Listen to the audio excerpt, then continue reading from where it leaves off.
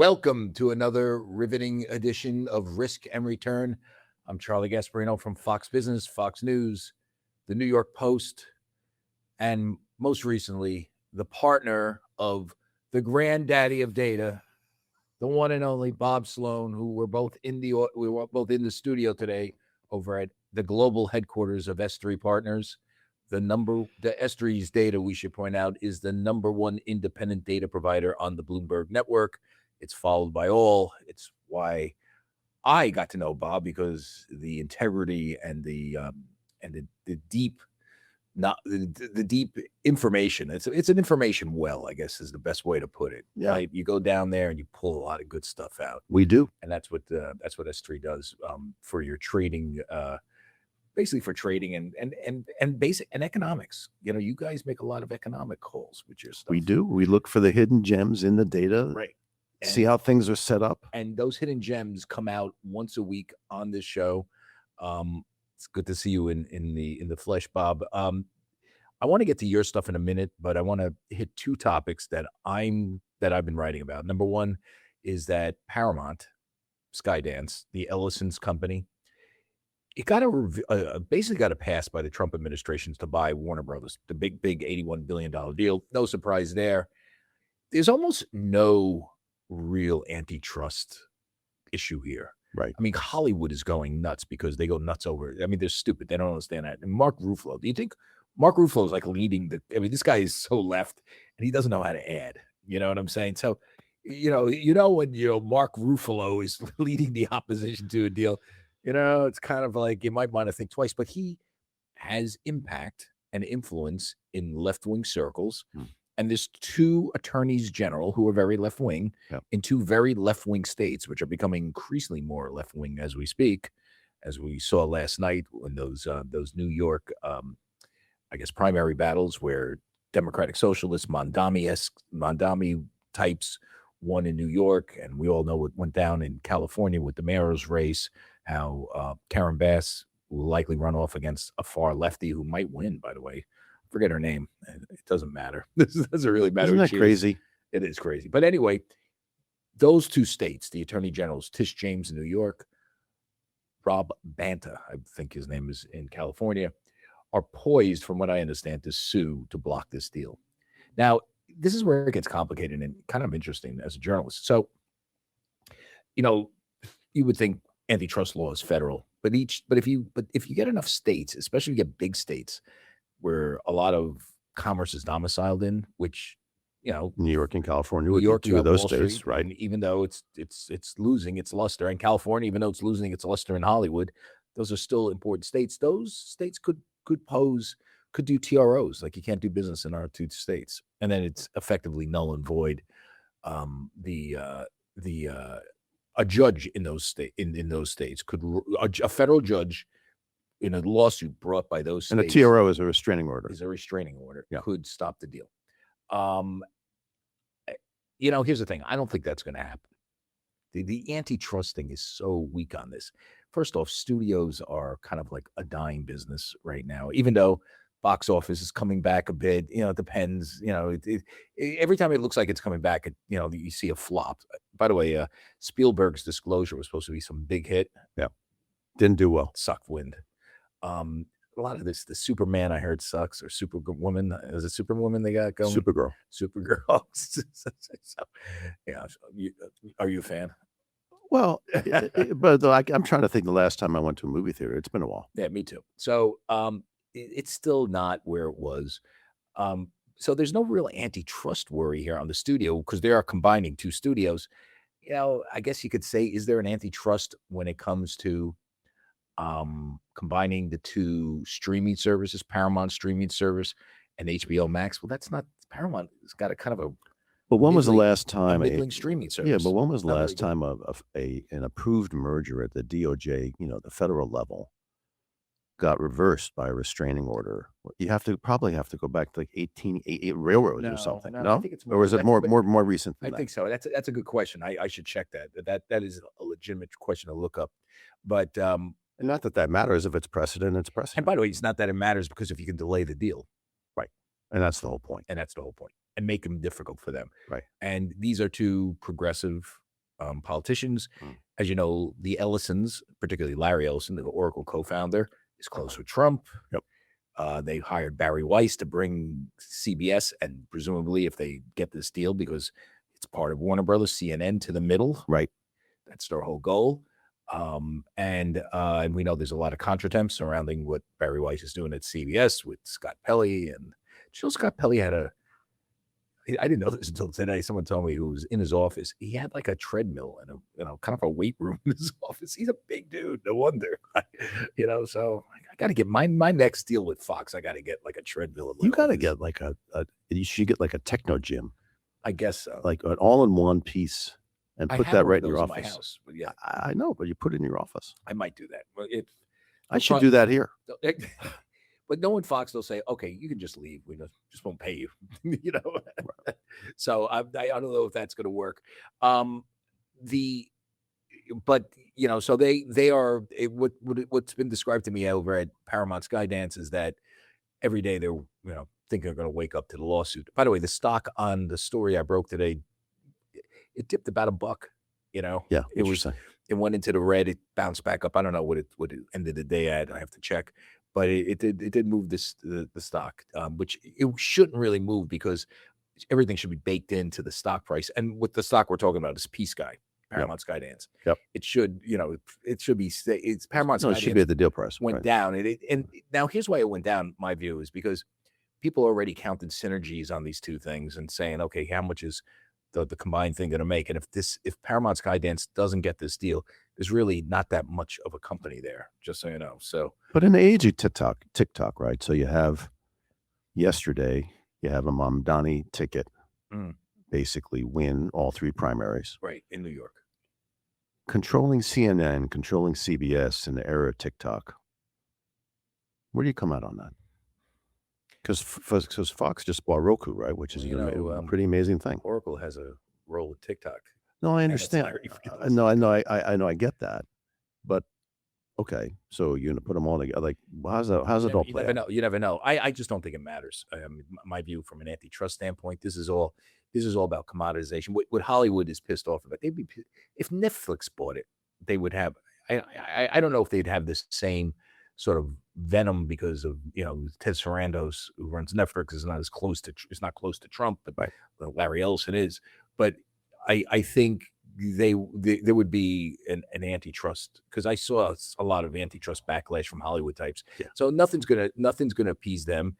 What you do have to realize, and here's why this is not an antitrust story, or shouldn't be. Before the deal talk, the stock was trading at about $8. Yeah. Now David Zaslav did an amazing job getting the Warner studio in line, producing some really good hits. I don't know if they're good movies. I don't. Well, he got everybody around the table fighting over it, right? But he did a great job doing that. Yeah, and that was later, but he did get his house in order. It was kind of cold debt. Yeah, pre the deal. Yeah, pre-deal, cold debt. He got some hits. It was the number one. Right when the bidding started, he was the number one studio. He put out Sinners and what was the other one? The one with DiCaprio, that kind of dystopian futuristic thing, which I heard was a creepy movie. But anyway, that won the Academy Award, I believe.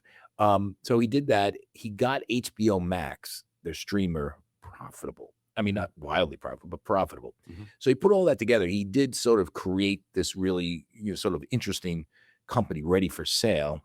And then he created a bidding war, and the stock went from anywhere between 8 and 12 to where it is now, $31 a share. But remember, it was trading at about 8 and 12, between 8 and 12. Interesting. And that would not have been that would have been their that means that Wall Street was saying that there's not much running room on this company. This is a really difficult road by itself. So remember that, and he was cutting jobs and cutting costs, and he would have kept doing that. So remember Hollywood, if you think, you're in a better position now, I think, with two companies, synergies, two companies that might actually make it than you had, and with some deep pockets backing it up. Larry Ellison's net worth bounced back with the shares of Oracle stocks going up. So this is a much better company. So that's one of my headlines. The other headline will come out tomorrow. is what no one could figure out is why Cory Booker, who's the New Jersey senator, is against the reform of college sports thing that Trump put together. So Trump puts together the Blue Ribbon panel. Ron DeSantis, the Florida governor, Randy Levine, the president of the Yankees, co-chair of this thing. They come up with a set of recommendations. It gets translated into bipartisan legislation between Ted Cruz, Texas Republican, Maria Cantwell, Washington Democrat. It gets through the Commerce Committee, bipartisan. And people like Cory Booker, the New Jersey senator, is still against it. And, people like him are basically and he's like one of the leading voices against this, where it's mind-boggling, because for years he's proposed legislation to reform college sports, making sure they have health care and medical. And on top of that, he was a college football player. He played for Stanford. I think he was a tight end for Stanford. And this bill, to be honest with you, preserves college sports. It makes sure not all the money goes to football and basketball. It doesn't allow them to have collective bargaining. Collective bargaining is like some sort of like a rite of passage for left wingers, even for college students that are on scholarships. I mean, that's insane. Joe, it's one of the things when we do a deep dive for this show, we come up with a lot of data. One of the things that struck us is we'll talk about SpaceX. The company's valued at almost $2 trillion. Almost, right? It came out of 1.7. It was almost $2 trillion. Now it's fallen back. SpaceX in one day fell by about $250 billion. Okay. But think about what this says about our system. SpaceX falls by 250 B. Right. What's the market cap of Alibaba? That's a great question. 250? That's exactly right. I would think so. So in other words, our system falls by as much as the largest market cap company in China.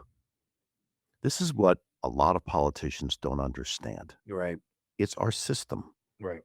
We are creating amazing companies that are attracting capital and will attract more capital.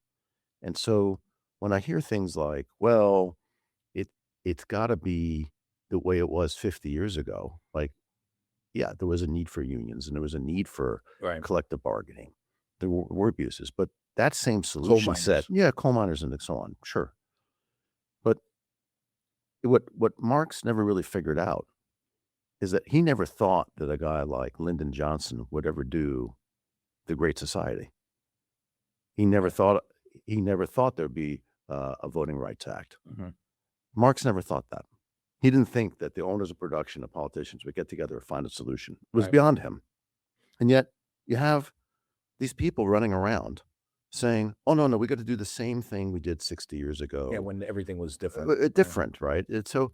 Well, collective bargaining on a college level is particularly absurd, because these are students here on scholarship, right? They're not exactly. Yeah, but they're not at this point. So if you go to if you play a Division I sport, this is something I know a little bit about. Which one? Which sport? Well, any sport. Okay. Depends on the sport. Well, hold on a second.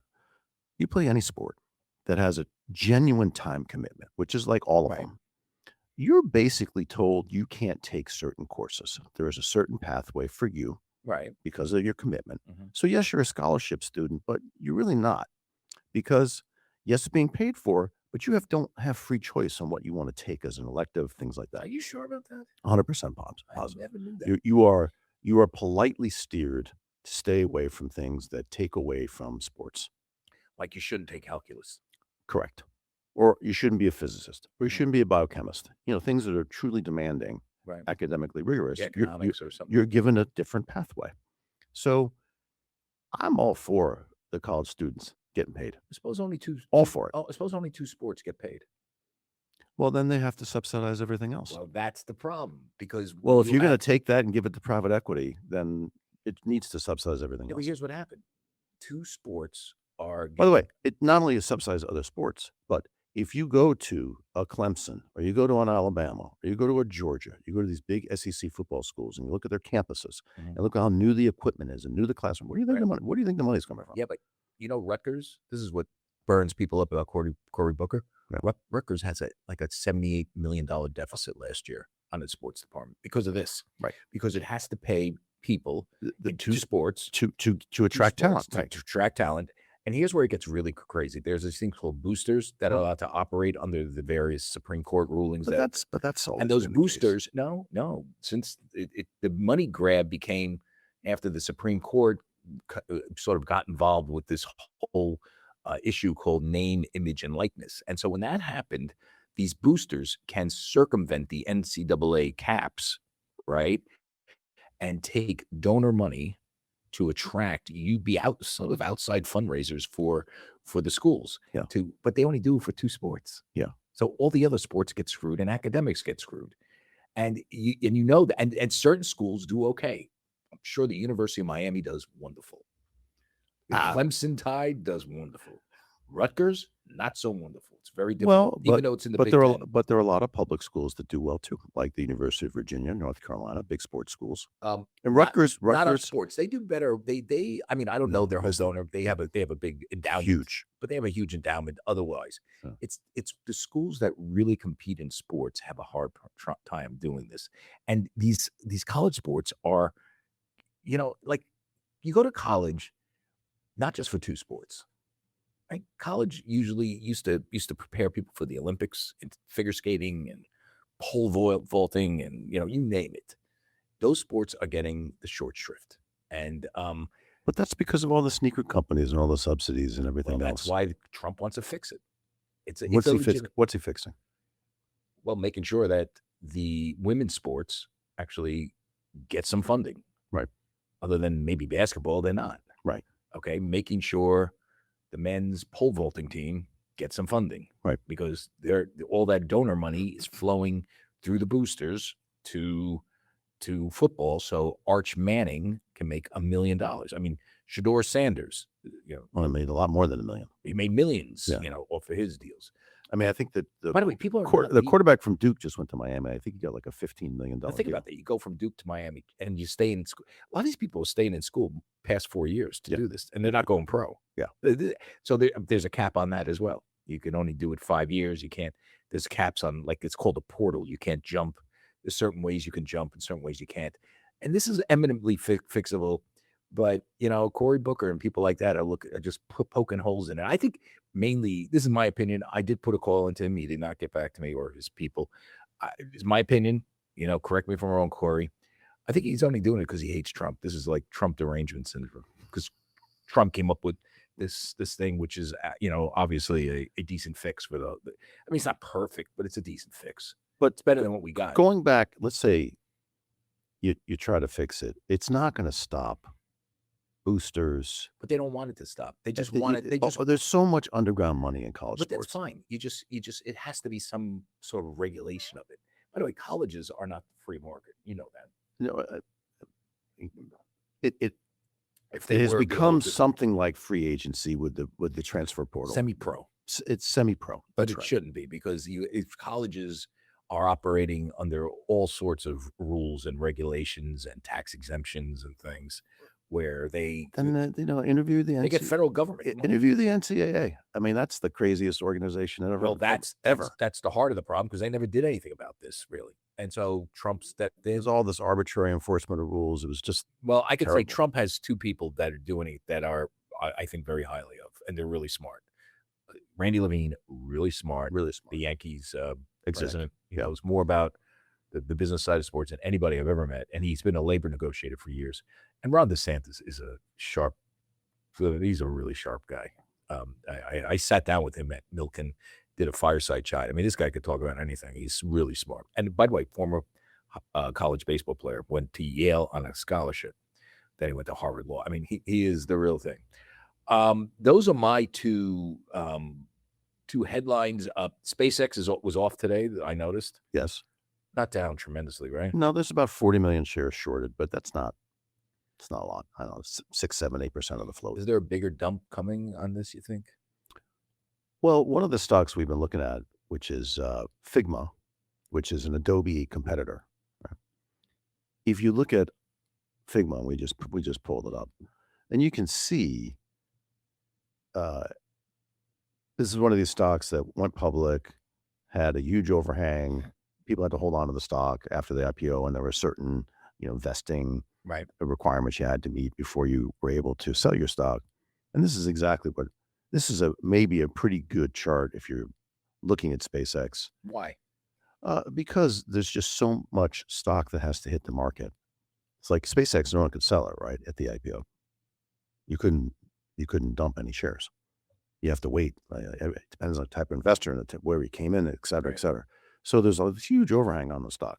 Right. And then 3 days later, the sale Right. began. That it's not even 3 days. I've said it's as long as 6 months. So So, for some of the insiders, absolutely. well, not even outsiders too. Like if I bought it at the IPO, I couldn't. Yeah, get it? there's a holding period. And who sold it then? Good question. So, stocks can fall, but stock price can fall. I think it's in the NASDAQ index. It's not an S&P. The float is freely tradable, Okay. right? So you can buy it in the secondary and sell it. You can buy in a secondary and sell it. But there's still holdings that are obviously being held by investors that can't be sold unless they meet a certain time threshold. So this is a good example of what happens when there's a huge overhang in the stock. You see the short interest going through the moon,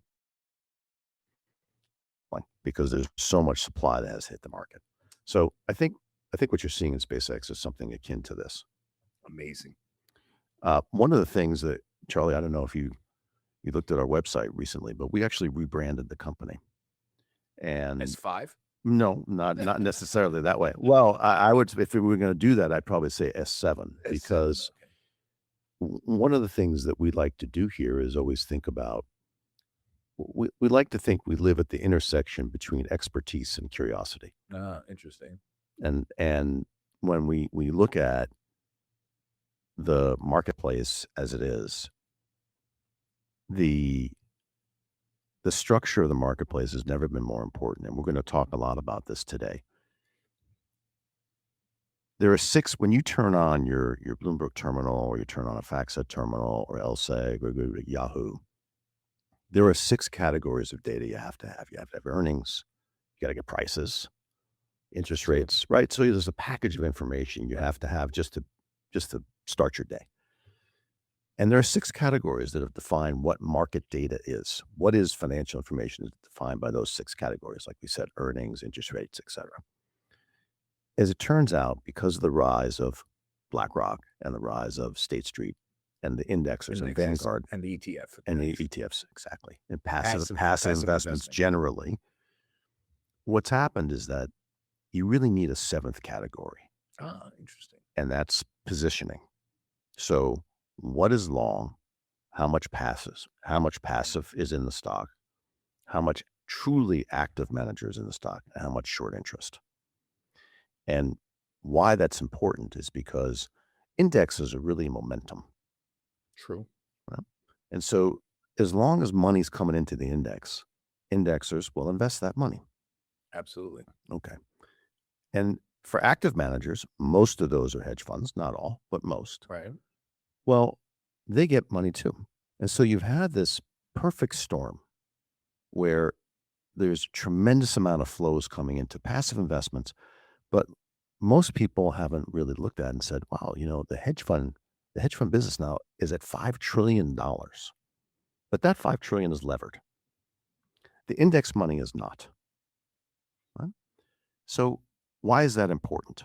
Well, if you know how much passive investment is in a stock, let's say they own 30% of the stock, and you know that active owns X and short interest is Y, you're seeing the battle between the unlevered dollar and the levered dollar.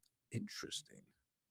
So we want to pull up a couple of things. One of the things we want to tell everybody about, and one of the things we got right very early, I was on Bloomberg TV. So the rebranding, help me out here though. It's just this extra category. Yeah, we are the standard for long and short positioning. We are the seventh category of market data. The seventh category of the market data. I love that. Thank you. That means a lot coming from you because you've heard a lot of gimmicks on a lot of things and things that don't say what they mean. That actually sounds good. Most of this stuff sounds like bullshit. It sounds like bullshit. No, we actually have founded this category, and our aim is to be the Google of the category. When you say seventh category, we want you to think about S3. Okay. So we're talking here this week, energy. And we had talked a lot about this on the show. And we talked a lot about this on Bloomberg. There was no short interest going into energy. It was a one-way bet. And you saw passive and active managers plow into the stocks. There's no short interest. Guess what happened? All of a sudden, there's a peace deal. There's no short interest. All these energy stocks fell like crazy. So in Q2, they're down 12%. And we told people that there was an air pocket in the industry. It's set up. Be careful. We said that on air many times. Now, we didn't. I think you and I discussed it, not as the seventh category necessarily. Well, we were working on it at the time. Yeah, you were working on, so I guess you had insight into it. But my position was, all they need is a deal here, and oil is going below 60. Yeah, and I don't know where did it end up today. I still doesn't have the 6 handle. No, on it yet. Not yet, because there's still so much toing and froing with that. We might have to bomb them again. We might have to. But that's crazy to be so offhanded about it and so casual about it, because it's a serious thing. No, I shouldn't laugh, but it is serious. And what's serious about it is that, we're dealing with lunatics. So you never know what's going to happen.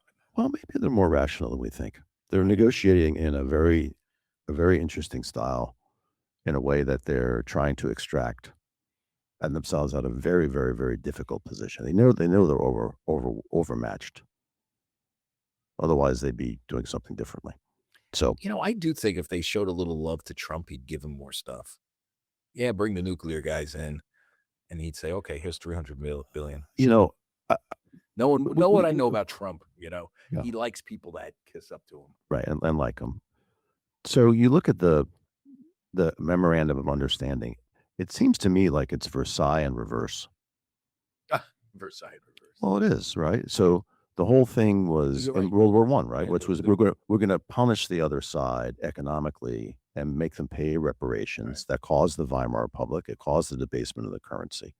It caused Keynes to write the famous tract about Versailles and predicted the outcome, right? So this is, we're going to pay you up front. Actually, we're not going to extract anything from you. We're going to pay you, give you money, and hope that your behavior changes. So if that's the deal, that's not a great deal, in my opinion. But anyway, we can move on from that. We can move on because we don't know. We're not around the table. We're not privy to the details, but we read what we read, and that's my opinion. But let's bring back a couple of things. We want to talk about Micron, which is and Qualcomm. So just to talk about this, I haven't heard these names in a while. Yeah, why are they kind of like? Oh, the chip makers, right? So it's like, shouldn't they be more front and center in the debate, the market debate? 100%. So one of the things that we looked at was the information technology sector, and we looked at active managers. And thanks. So if you look at information technology, that green line there, interesting. The active managers, increased their positions, but they're underweight to the sector. So if you look at all the active managers in the hedge fund cohort, they're about 28% long information technology. The index is like 32, maybe a little less after yesterday, but let's just call it 32%. So they're underweight, but the short interest is actually right at market weight. Interesting. So they're at market weight on the short side, underweight on the long. Passives have been increasing all this time.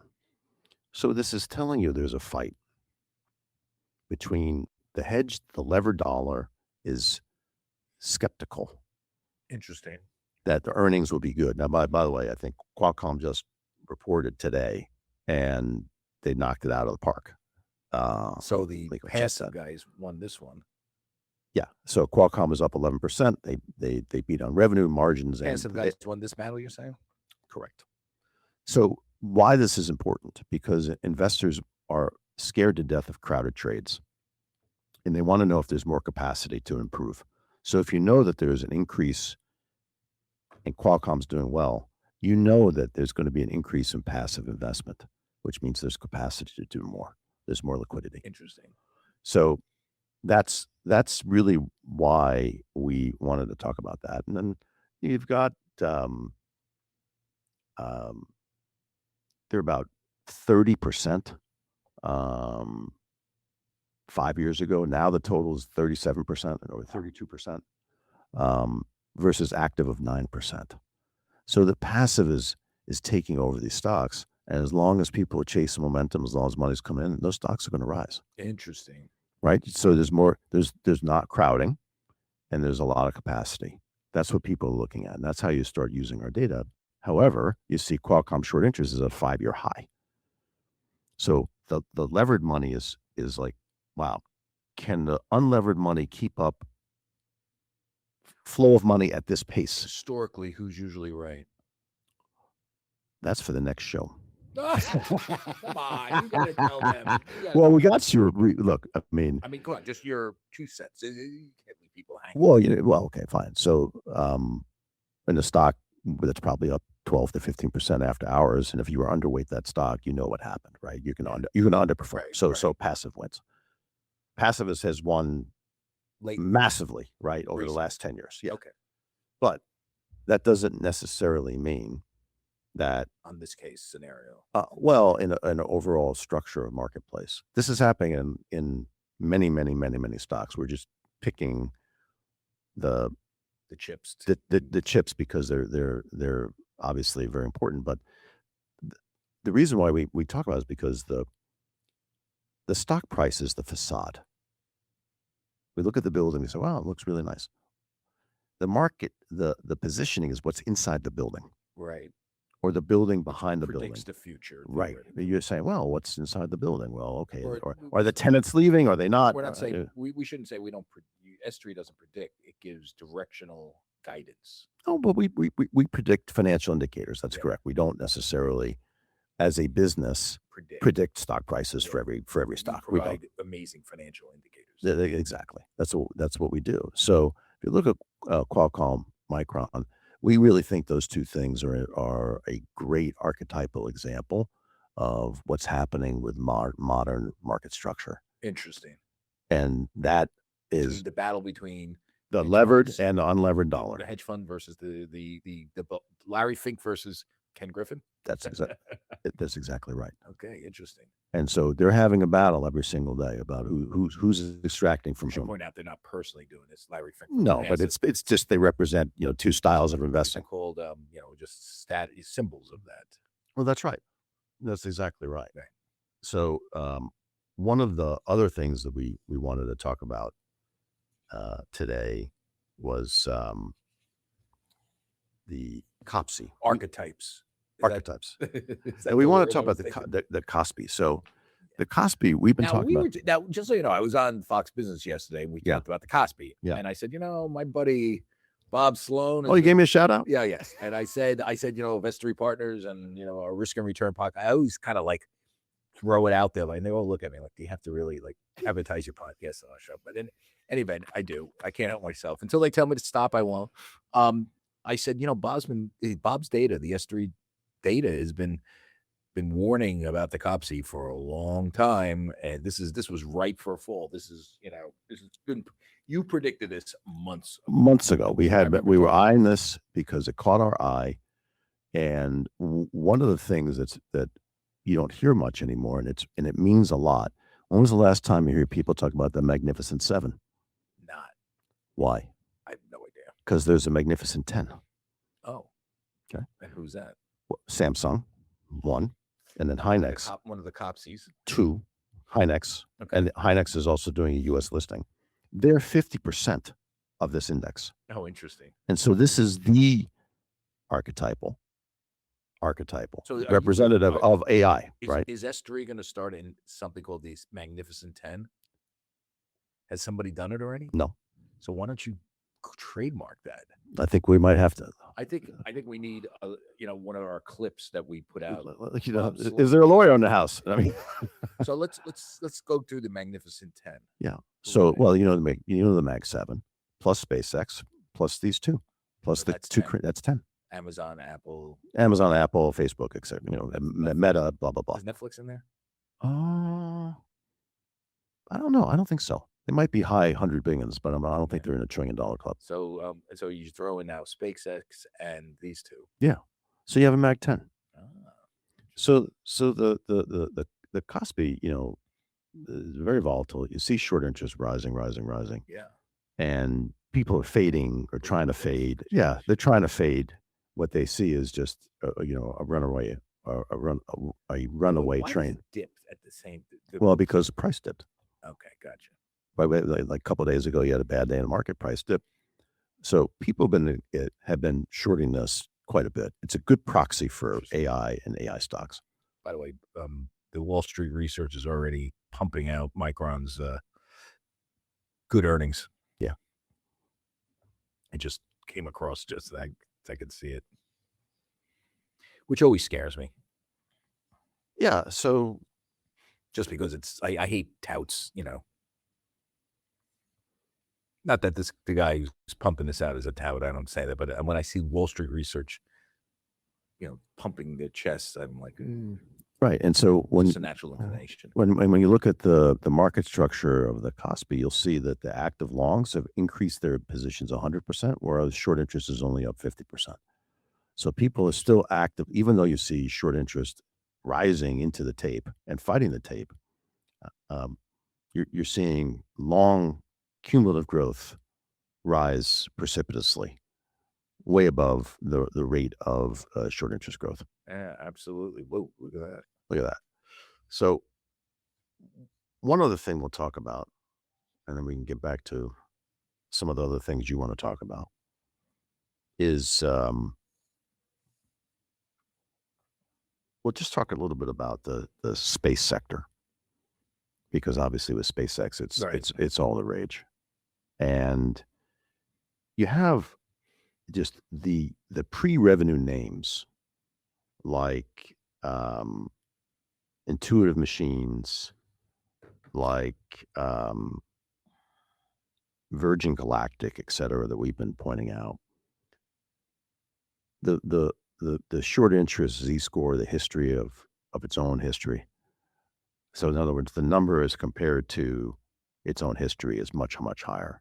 The marketplace is saying any pre-revenue model they're just trying to kill, and anything that's actually making money or has a revenue associated with it, you're seeing almost no short interest in it at all. Interesting. So the marketplace is saying if it's making money, it probably survives. If it doesn't, like, we're going to take it out and shoot it. Well, SpaceX isn't making money. Well, but now making money and making revenue, obviously two different things, Right, but they have a revenue model. Now, Yes, definitely. who knows whatever happens there. I mean, they had to build out AI, so I really think people miss that idea that this market cap fell $250 billion, then it's as big as the biggest company in China. I mean, think about like all the things that we are worried about as a country. Was that irrational, or is that exuberance, or is that speaking about? No, I just think it's the system saying we're creating vehicles that could be many, many, many times bigger than our competitors. Yeah. If you can go from, if you can be Lewis and Clark and get across the country, if you can be Neil Armstrong and get to man on the moon, if you can be Jonas Salk and be that person that invents penicillin, if you can do all these different things, then the frontier is there. And that dwarfs anything that China can do. It should. Yeah, I agree with that. And that's the spirit of the country. So it's an inventor. It's an inventor game. SpaceX is as American as apple pie. I'm really fascinated by what it represents. Well, I got scared when I read the S3. Not the S3. The S1.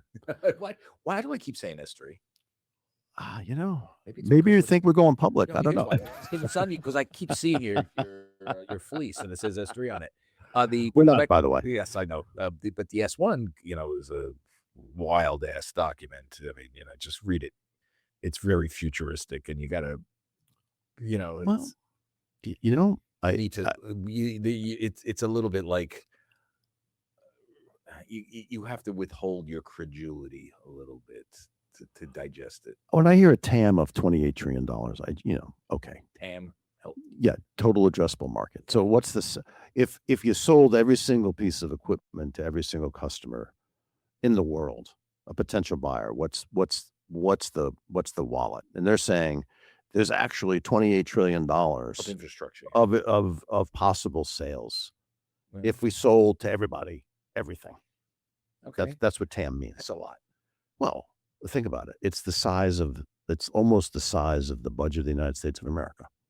Well, it's the size of the budget deficit, definitely. R- 33 The trillion. GDP of the United States is 30 trillion. So in other words, Yeah, it has to basically, be. So in other because words, it's- like there's the Yeah. wealthiest country's GDP in the world would be the same number as if we sold SpaceX. everything SpaceX had to everybody. It's just amazing. Before we wrap up, we should talk about the passing of Alan Greenspan. Yeah. He's someone that, in many ways defined my career. I felt like, at least early on in my career, Alan Greenspan was one of those defining figures, because as I was coming up through the ranks, working at smaller papers, bigger papers, then getting to the Wall Street Journal for many years, and being at CNBC and Newsweek, Alan Greenspan was this like holier than thou guy. I met him once. Kind of was very cold, but I think that was more his. It was his style. Kind of his style. He was, he kind of wasn't crazy about journalists, but who knows? Could you understand him? No one could understand him. Who could understand that? But Dick Grasso actually introduced me to him when it was at the Economic Club in New York. I was there one night, and I said hello. He very mixed record though in the end. Here's the interesting thing about Greenspan. He was a guy that did all the things that Kevin Warsh says, the current Fed chair, says is Back to the Future a little bit. destroying the Fed. Right. Okay. Right. He created it. The use of forward guidance, the Fed as a tool of the economy, as opposed to something that someone, an agency that should worry about the money supply and worry about price stability and these sort of basic structures. The economy should be run on the fiscal side, not from these guys, not from unelected bureaucrats at the Fed. He and in embracing that sort of all-in, I guess, positioning of the Fed. He did some. He kind of set the seeds, set the table for some bad stuff. I mean, he was the guy. I remember talking about how great securitization was because it was expanding home ownership to the poor and working class. Well, that's the knock, right? He missed the derivative but he element actually, to it. He actually promoted He it. championed it. Yeah. And listen, I have no problem with securitization in and of itself. We can debate that all day long, but the government sort of using a financial tool for that type of policy is always going to have an impact a lot of different ways. Yep. You know what I'm saying? It wasn't very good in this case, because it basically said that anybody should own a house. You don't even need to put 20% down. It was that I remember him championing open borders in a way. He was kind of like the liberals' favorite conservative. I read his book. The thing that struck me was he had a passage in his book where he said that he wrote a statement after the 1987 crash. And he said, and I'm paraphrasing here, this is my equivalent to the Gettysburg Address. He thought it was that good. And I thought to myself, man. There's a Fed chairman doing that. Well, the kind of ego in that statement was a turnoff, and I didn't read another page. Interesting. And I think that's why I love you, Bob, and respect you, because that is ego. That is like stay in your lane. Stay in your lane. This You is know, not the Gettysburg Address. when Okay, Lincoln wrote please, the please stop. Gettysburg Address, I This is a guarantee financial panic, and your job is to actually stop the financial panic. And I know you're proud of the words, and that's Yeah. great. But I always said, who says that? Well, I don't even think Lincoln thought he was doing. He just wrote a good He speech. wrote on the back of an envelope on a train, right? And it turned out to be like Perfect a great speech. song that gets written in 4 minutes, right? When Reagan said "tear down this wall," did he think it was going to be that big of a thing? Maybe Maybe. not. Maybe. It came from the heart. Right. It was 3 words. Right. Tear down this wall. Tear down this wall. Forward. But like it's funny that the obits on Greenspan were very polite. They didn't say, "Hey, the financial panic really happened. Oh wait, it really happened. Bernanke was there, but the buildup was under Greenspan." Well, because he promoted those financial products. He, he's like Didn't really money. didn't really go there. Didn't really talk about the housing problem. He just didn't see it. I think I don't want to blame him for the housing market because there was a lot of stuff going on there. You know what I'm saying? It was let's be real clear. There was this sort of confluence of technology, which they thought can minimize or eliminate risk, which is never going to happen. There was securitization, which was technology in of itself, which not just the Fed, but he did champion it, but all levels of government. Right. Fannie and Freddie were securitizing all sorts of stuff. And let's be real clear, that was under both Democrats like Bill Clinton and Republicans like George W. Bush. For sure. Right. So it was bipartisan. So it was government. But I just the Fed started to veer off its course politically. I remember the Boston Fed would come out with studies about how banks were racist. I was like, what are you going there for? That's not true. I mean, there was red line. The one thing that I love that Warsh, just to get to Warsh for a second, the one thing that I really liked is he's doing what a good executive officer would do when you're taking over a institution for the first time. You do a review of everything. Right. And one of those reviews is data. And I'm really happy to see that because data and its underpinning is everything in today's world. So one of the things that is driving people crazy is AI, right? And if an institution like the Fed, there's white papers every 5 seconds about something, right? Some things arcane, some things really germane. And the issue they have is the data itself. What's the budget? What do they take in? There's so many different types of data they could be using. Yeah, and are they prioritizing the right data? Well, I mean, here's the thing. They were getting into ESG under Powell. But okay, but weird stuff. But there's a bigger point than that. AI. We said to people, "What's AI?" Okay, people use these things interchangeably, and they're not, because you have to take it literally. Mm-hmm. Machine learning is prediction. Now, we've been doing that for 10 years. So technically, we're an AI company because we've been using machine learning statistical techniques to give this data that's on the show. And we're very good at it. Right. Okay. Large language model is probabilistic. It's basically language, right? Not numbers, language, letters, and pattern recognition over a data set. So what the Fed should really be concentrating on is what's the layer that joins the prediction to the probabilistic, and what kind of data actually gets put in there to help them understand inflation, particularly. There are 2 mandates, and if he's doing that, it could really revolutionize. It could really revolutionize the institution. I know he's looking at AI from that standpoint. He's also looking at AI, how it's affecting inflation. And I also know the Fed has a dual mandate. He's more leaning on the inflation. and what he's going to do with the balance sheet. I think a lot of folks really don't understand the structure. Yeah. And so the balance sheet of the Fed is a huge thing. The balance sheet of banks is a huge thing. to facilitate getting your money when you want it. That's liquidity. And understanding that and what he's going to do with that, watch this space. It's hard to reverse the balance sheet of the Fed, but just the fact that we have a balance sheet of the Fed, which is at what level now? I think $6 trillion. $6 trillion. I could be off, by the way. Yeah, I haven't looked at it in a while. I've heard that number, but that'll tell you that we have a. Well, by the way, but at the beginning of the financial crisis, it was $800 billion. Yeah, so and it went up to $9 trillion. So that means we have this unelected body that was literally embedded into the economy. But it had to be.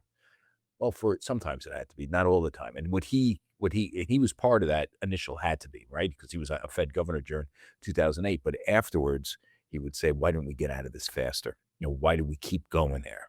And that was his big critique of both Bernanke, Yellen, and Powell. Like they relished in becoming policymakers. And I think that's what he'll bring differently to the table. We'll see. It's a work in progress. I think his first, right out of the gate, his first FOMC meeting shows he's no lackey for Trump. Didn't do the dot plot, predicting like where rates should be or whatever. What is the dot plot again? Essentially, it's predicting where everybody predicts where rates might be, right? Correct. And why do we need that? That's like ridiculous. Well, it's a way of communicating to markets, but you bring up a different point, which is, one of the books I read early on there's a book by Andrew Dixon White about the French Revolution. And it's about how politicians couldn't stop printing fiat money. So you're asking, why do we need QE 15? Is because politicians can't stop printing. That's the problem. And so they're supposed to stop at the Fed. That's why we have a Fed. And to your point, they became embedded, and now you got to decouple it. You don't have to decouple it, but the question is how long. You do it over 10 years if you have that luxury. And you can do it. You can do it right away. Then you're going to freak people out. Well, I think that's the problem with some of the Trump policies. I know we're getting a little off target. I mean, he made the point that we've been getting screwed on trade, right? So one day he just leveled tariffs on everybody. Now, if he did it over time, systematically, took on the worst offenders first, might not have noticed. Markets wouldn't have noticed, but that's not what he does. My guess is that Warsh will be much more plotting and systematic, just because he's not that way. If you ever met Warsh, I know him pretty well. Yeah, he's a very coherent, methodical guy. Then he's the right man for the job. He's definitely the right man for the job. As are you, Bob, the right man to tell the markets about positioning. You have anything else to share? Other than, are you going to be doing TV tomorrow? Yes, I'll be on Bloomberg TV with Matt Miller, 1040. I'll also be on CNBC on Monday at around 1:30 with my friend Sarat Sethi, who does Power Lunch. Oh, and any previews, or you want to preview what you're talking about? We did it right. We did it right here. Oh, okay. We break the exclusive here. We don't share that with anybody. Don't say that because they might cancel you. No, they won't. No, we've got some other things to share. Yeah, sure. They're gonna ask you a lot of questions about markets, and tomorrow's another news cycle. By the way, the news cycles moves fast, and it moves so fast we probably. Okay, thank you for tuning in to another riveting edition of Risk and Return. I'm Charlie Gasparino with my partner Bob Sloan from S3 Partners. See you next week.